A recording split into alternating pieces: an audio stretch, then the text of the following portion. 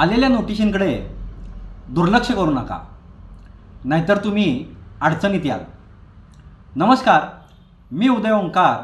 जनहितार्थ जारीमध्ये आपणा सर्वांचे स्वागत आहे. बऱ्याच वेळेला आपल्याला नोटीस येते आणि त्या नोटिसीकडं आपण दुर्लक्ष करतो किंवा ती घेण्याचे टाळतो. पण असे करू नका.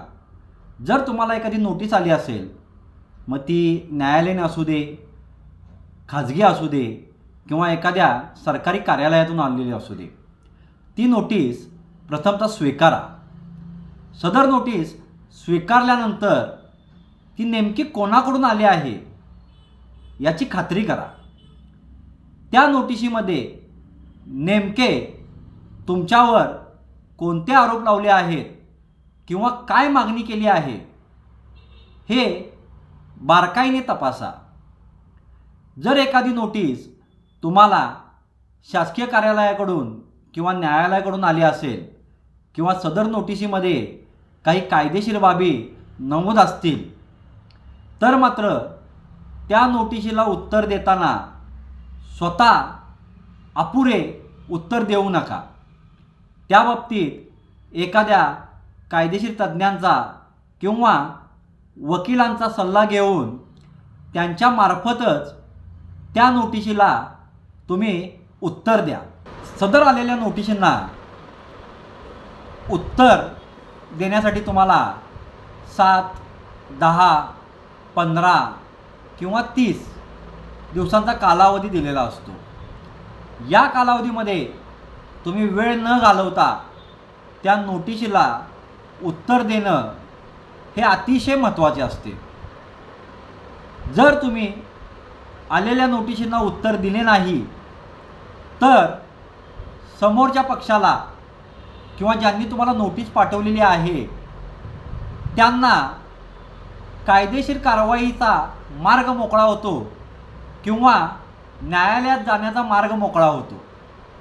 त्यामुळे आलेल्या नोटिशीला मुदतीमध्ये तुम्ही तुमच्या वकिलांमार्फत उत्तर हे दिलेच पाहिजे व त्या नोटिशीमध्ये जे काय तुमच्याकडे आरोप केलेले आहेत किंवा ज्या काय तुमच्याकडे मागण्या केलेल्या आहेत त्या मागण्या तुम्हाला का मान्य नाहीत, तसेच तुमच्यावर केलेले आरोप हे तुम्हाला का मान्य नाहीत, याचं उत्तर तुम्ही उत्तरी नोटिशीमार्फत हे दिलेच पाहिजे.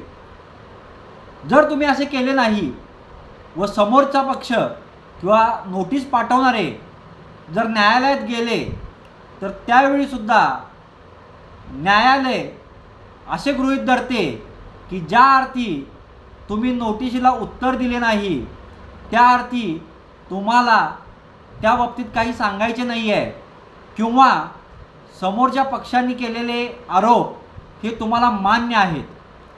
त्यामुळे बऱ्याच वेळेला एकतर्फी निकाल होण्याची दाट शक्यता असते किंवा ज्यांनी नोटीस तुम्हाला पाठवलेली आहे त्यांच्या बाजूने निकाल लागण्याची शक्यता ही जास्त असते.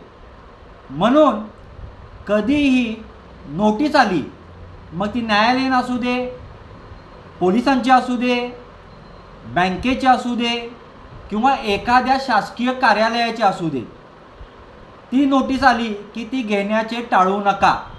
बऱ्याच जणांचा असा समज आहे, नोटीस घेण्याची टाळली म्हणजे बाबा आपल्यावर कायदेशीर कारवाई होत नाही किंवा पुढील काही कारवाई होत नाही. तर हा गैरसमज आहे. तुम्ही जर नोटीस घेण्याचे टाळले तर काही दिवसापुरता फक्त तुम्हाला कालावधी मिळू शकतो. कारण का नोटीस घेण्याचे टाळले असेल किंवा तुम्ही जर त्या पत्त्यावर राहत नसाल, तर समोरचा पक्ष किंवा समोरची पार्टी ही पुढील प्रक्रिया सुरू करते व पुढील प्रक्रियांना मात्र तुम्हाला त्यावेळी तोंड द्यावेच लागते. म्हणून नोटीस घेण्याचे टाळू नका.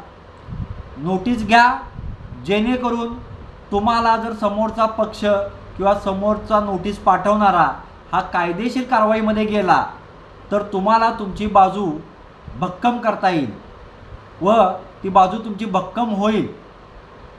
म्हणून नोटीस घेण्याचे कधीही टाळू नका. अशीच जनहितार्थ माहिती पाहण्यासाठी आम्हाला फॉलो करा.